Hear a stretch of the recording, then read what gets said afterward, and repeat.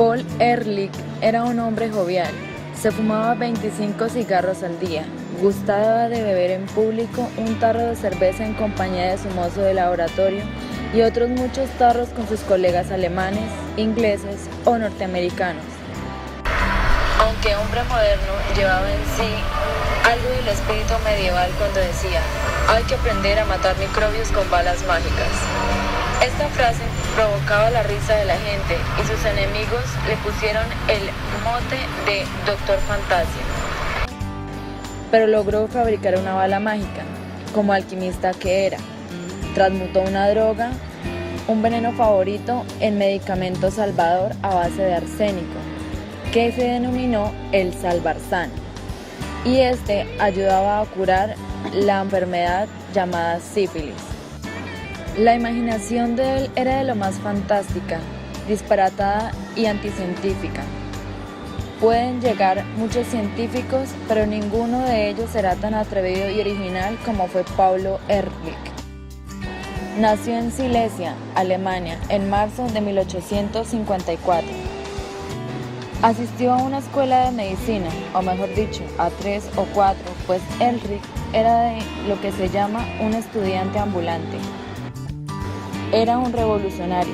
Formaba parte del movimiento dirigido por Louis Pasteur, el químico, y Roberto Koch, el médico rural.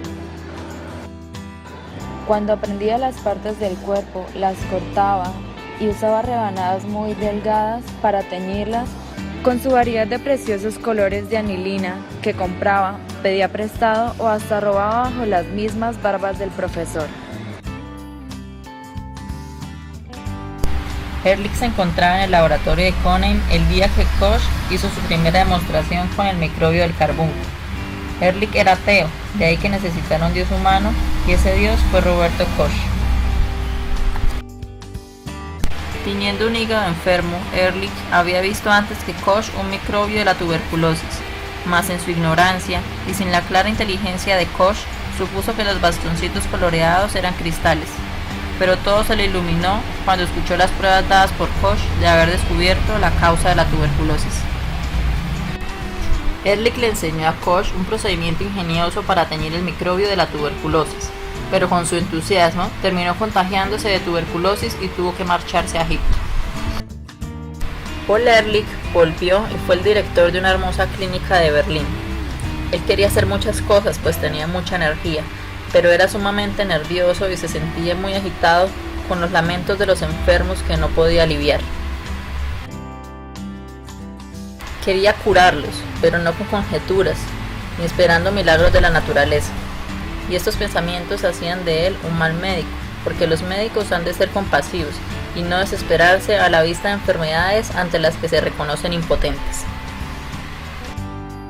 Además, era un médico desagradable, porque los sueños le atenazaban el cerebro, su mirada atravesaba la piel de sus pacientes, sus ojos se convertían en supermicroscopios que solo veían complicadas fórmulas químicas en la materia vibrante de células.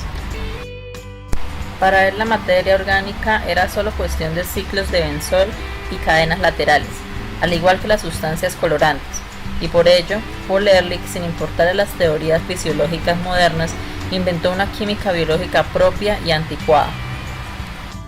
Pensaba que la composición química de los animales era igual a la química de sus colorantes, por lo que empezó a teñir animales vivos pensando que descubriría su constitución.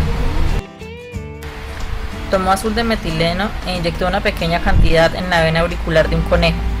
Vio el color difundirse por la sangre y el cuerpo del animal, tiñendo misteriosamente de azul únicamente las terminaciones nerviosas. Por esto llegó a pensar que el azul de metileno mataba el dolor. Fracasó en su intento de descubrir un buen anestésico. Le pareció llamativo el comportamiento del azul de metileno en el tejido nervioso.